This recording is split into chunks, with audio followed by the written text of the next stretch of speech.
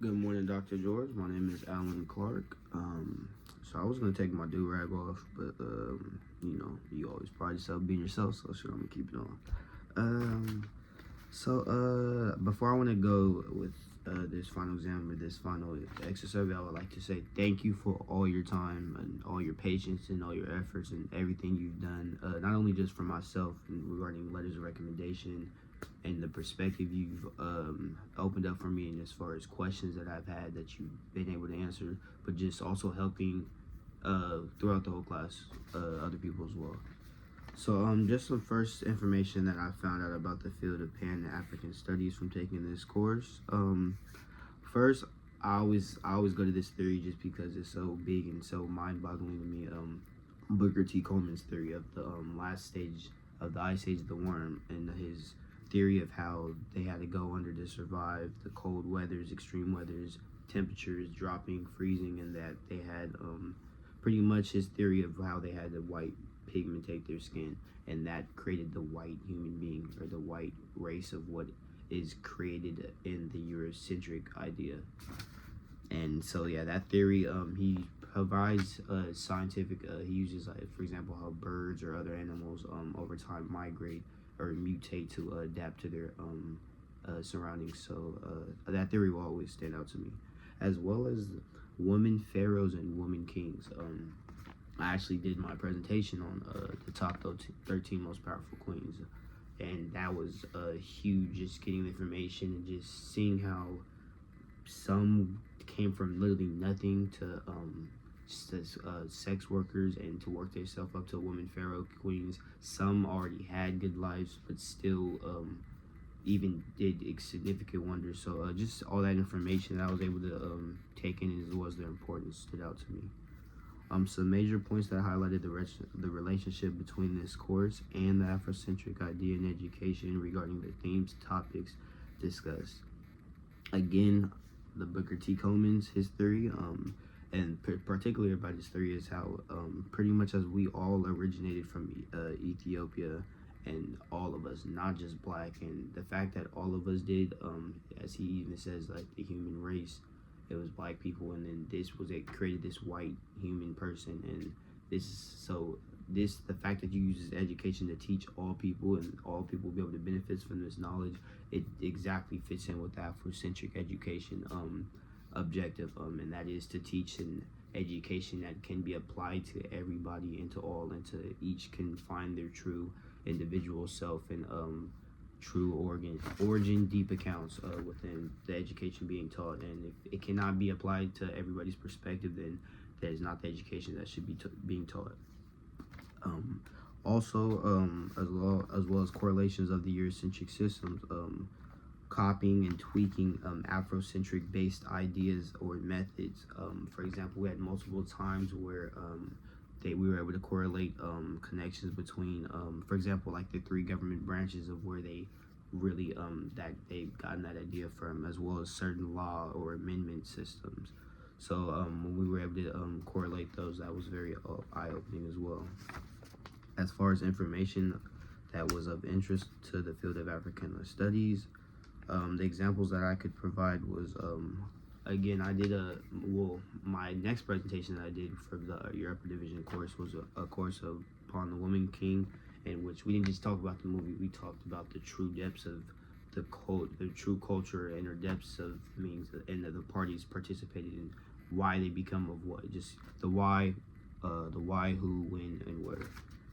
So, and for things I found very informative, the prisoner of wars, I quoted them as slaves in the presentation, but of course they were prisoner of wars, and the way they were captured was between literally an African kingdom raiding another African kingdom's village to attack their people, get whatever they can get, and as well they would bring back people of that other kingdoms that they attacked, and those would be prisoners of wars, of which they would walk to a certain beach called a port, Ouida, and then it would be sold into a slave trade, which is a whole nother topic. But just the African kingdom's participation in that, and just how it came about, and how they seen each other as different, as even though we can see them as black people, or two black individuals. They didn't at all see each other as that. They seen each other as different people who look different and spoke different languages. The best way I could correlate this is with today is how we have gangs. Like, for example, other people who don't understand gangs and stuff, they may see all black people in the neighborhood and think they're all cool, but people who have, street knowledge, if all those individual black peoples could be in all different gangs and may hate each other and want to kill each other. So them themselves see each other as completely different as from another side. Therefore, you're the enemy. As far as the people that are outside looking in, who don't understand that, they think they're all the same, which they're not. They think they see each other. They should see each other as the same, which they clearly don't. So again, Booker T. Coleman's theory is obviously his whole theory is information related to the field of African studies, and as well as the Ya Asante War, which was the war of the woman who fought for the British over the Golden Stool. I felt that story was very powerful, as well as I did a presentation on that queen. And the fact that she stood along herself when all the men were willing to just surrender, and she stood alongside herself to stop that. And that's very brave. It's just a complete understatement of that. And yeah, so that will always stay rent free in my mind. And so my reaction to the overall class.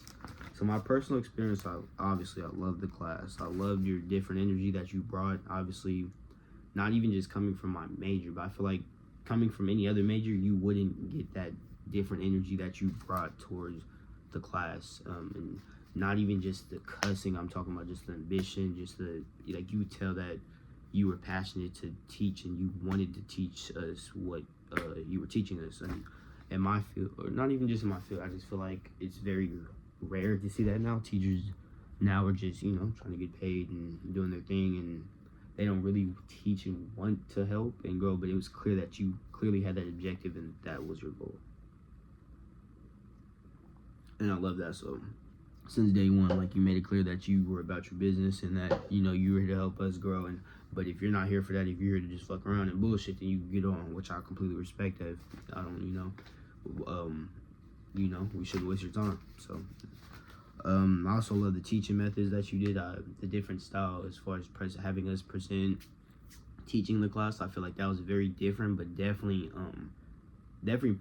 very well prepared. As for example, like, I want to go to graduate school, and I know further classes, to have that ability and that skill to be able to present and create a presentation and to be able to provide that to a community and upper teachings, as well as you taught us to be able to tweak it and very professional creative work to where we even get paid if we wanted to. So to have that skill and ability get taught to us in a class that was about ethnic studies per se, like, if you understand what I'm saying, like, the class shouldn't have taught us those great presentation skills, but we learned that, though. That was something extra that we were able to learn in your class, and that's all within your passion and just you willing to teach us. And so I just appreciate that, and I hope you just keep doing that. And obviously you will, because I see it. And so yeah, I'll talk forever about how much I appreciate this class. So I'm just gonna move on to the next point. Again, thank you so much for everything you did. So the next question was, are you an ethics studies major or a minor? No, I am not. I am a mechanical engineer major, but I am definitely not. I would definitely. I'm not closed-minded to it at all. Like, because like the information that I was able to learn in this class was so much and so intriguing, and definitely life perspective changing. And so so I definitely can do some powerful shit. It's powerful shit with the shit I know from this class, and so I would definitely be intrigued to have a minor in ethics studies if I was able to have the time and honestly keep taking your classes, but or someone who has the same energy and passion as you.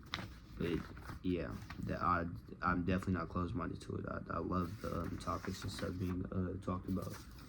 So thank you for your time, your patience, your efforts with us. It was a great ride. Definitely flew by fast. I wish I had a few more semesters. I wish definitely had a couple years with you. Could have joined the club and stuff, but this definitely won't be the last time you see or hear from me. And yeah, we'll definitely be in touch, and I'll be tapping in, connecting, seeing how you're doing, and just seeing what's up and what could be done. So yeah, thank you and enjoy your day.